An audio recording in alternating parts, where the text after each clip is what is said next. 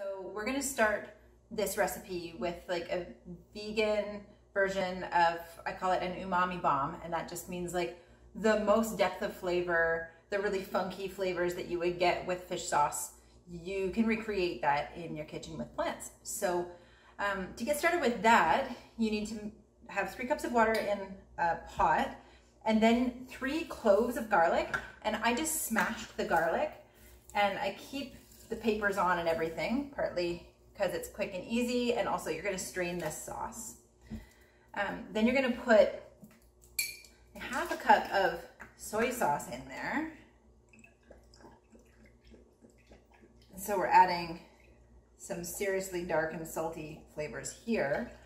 And then we're going to just go straight for the fishy taste of seaweed in this sauce. And so there's lots of different seaweeds, and you can use many different kinds. The fishier taste the seaweed, the better, or the kind of more like sea flavor that you have in it, the better. So we're looking for, this one is wakame, and wakame is kind of like the spinach of the sea. It's the stuff that you get a few flakes floating around in your miso soup. This is very easy to use, like sea vegetable, and it usually comes already chopped up. So I put a little handful of that in. You can use kelp. I live near the ocean, and we have a edible seaweed called fucus or bladderwrack, and it is very fishy tasting. You could use a little bit of that if you wanted to put it in. And then if you have a couple of dried mushrooms, I've got some chanterelles here, that even a couple of dried mushrooms will add even more depth of flavor. So that's it, just pop it on the stove and let that come to a boil, and then simmer for about 20 minutes. Okay, the umami bomb is done. Feel free to save that seaweed and snack on it, or put it in a soup. And those mushrooms are gonna be so good. So I'm straining it out. Again, like you can save some of that for another purpose. And then we're gonna start our sauce. So the whole thing about pad thai is all about the sauce. And you need to have just the right amount of sauce, which is why in this case, I really measure to make sure you have the right amount of sauce, the right amount of noodles. I'm using coconut sugar as a substitute for brown sugar because it has less effect on the blood sugar. It's just a healthier option, but either work. And then you're gonna do more soy sauce, a couple tablespoons of soy sauce. And then I'm gonna dip into the vegan fish sauce and do 2 tablespoons of that. You need to add water or vegetable broth to this recipe. I'm adding water, so you have just the right amount of cooking liquid.